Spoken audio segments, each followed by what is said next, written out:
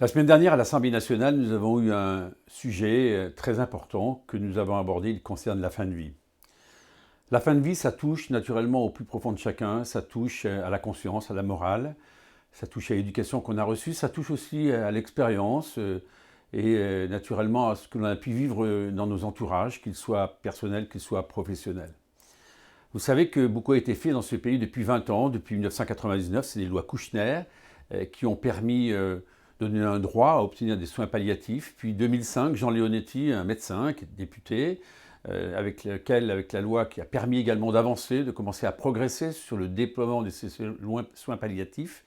Et puis en 2016, Alain Claes et Jean Leonetti ont travaillé ensemble sur un nouveau texte, la loi dite Claes-Leonetti, qui permet justement de faire en sorte qu'on aille plus loin et que ces soins palliatifs se déploient sur tout le territoire et qui mettent l'accent sur le fait que l'on ne peut pas donner des traitements qui soient de l'ordre de l'acharnement. Parce qu'il est un moment où, lorsque l'acharnement est là, l'acharnement thérapeutique, chacun l'a bien compris, je crois que vraiment la personne n'est plus respectée.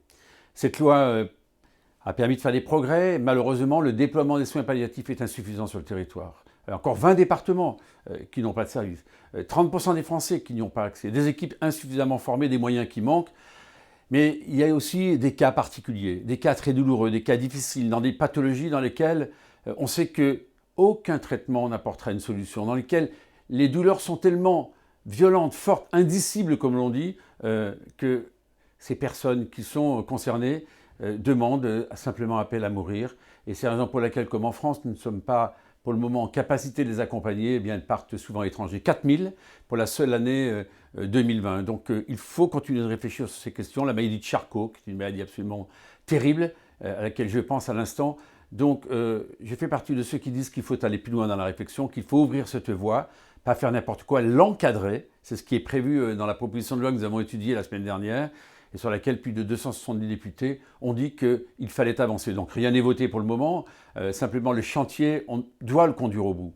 On doit faire en sorte qu'on apporte une solution dans tous les cas pour ceux qui souffrent, où on sait qu'il n'y a plus d'espace thérapeutique, donc il n'y a plus de chemin pour revenir dans les conditions de vie normales, tout en respectant la morale de chacun, tout en respectant les volontés, et je terminerai surtout par ça, la volonté de celle de celui qui, à un moment ou à un autre, se trouvant en face d'un tel mur avec une maladie incurable, eh bien, préfère peut-être partir plutôt que de souffrir sans espoir.